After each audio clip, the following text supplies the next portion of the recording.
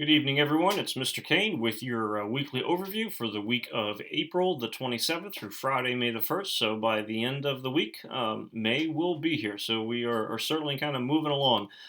This week, we're solely focusing on the last lecture. Last week, we finished up your poetry unit and then did an introduction to Randy Pausch from CMU, and the last lecture, taking a look at his speech. His last lecture that he gave about achieving your childhood dreams. And so this week we're going to start moving forward with the text, and really that's going to be our main focus for the rest of the year. So you're going to find that the weeks are fairly repetitive, at least so far in structure as to what's been going on.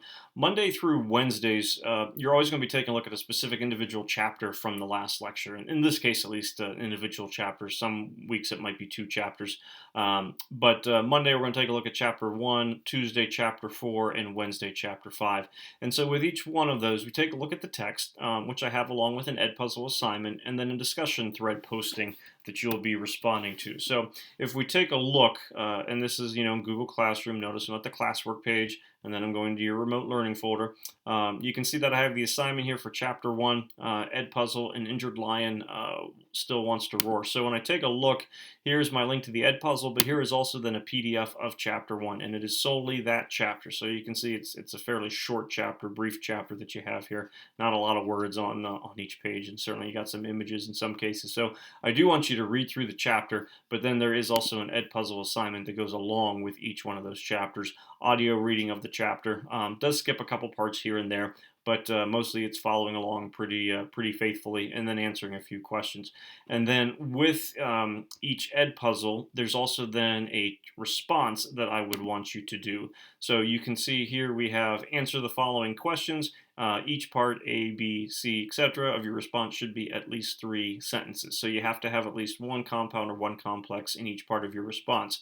So when you are answering part A, that should be 3 sentences. When you're answering part B, that should be at least 3 sentences. So you're taking a look at 6 sentences total. But for each chapter, there is then kind of a journal response that comes with it. As you can see, there's one here for chapter 4, and then there's also one here for chapter 5. So Monday, Tuesday, Wednesday, reading the chapter, Edpuzzle, and then doing a response.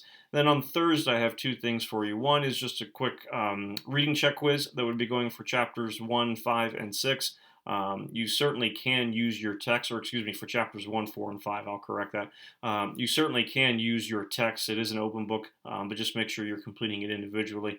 And then there is a scavenger hunt assignment that you would be doing for Thursday as well. And this is based from an assignment or from the reading of chapter 5, and just an assignment for you to kind of do along with it. So Edpuzzles, reading a response on Monday, Tuesday, Wednesday, and then a quick little quiz and a scavenger hunt assignment that pertains to chapter 5 that you would be submitting on Thursday. And that's really the main thing that we're going to be doing throughout the next few weeks. Friday, of course, is your independent learning day to kind of get caught up on some things in classes if need be. But for us, it's just going to be solely focusing on the last lecture. You're going to be doing a fair number of little reading assignments, Edpuzzles, and then kind of just like a discussion thread journal type posting. I don't need you to respond to any other postings. It would just be you responding and me taking a look at it, and then certainly giving you your points for it. All right.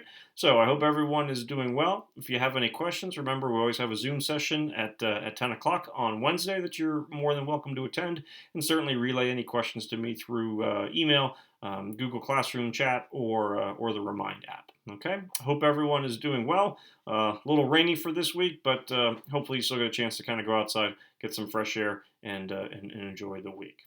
And again, any questions, feel free to let me know. But have a good one, and take care. Stay safe.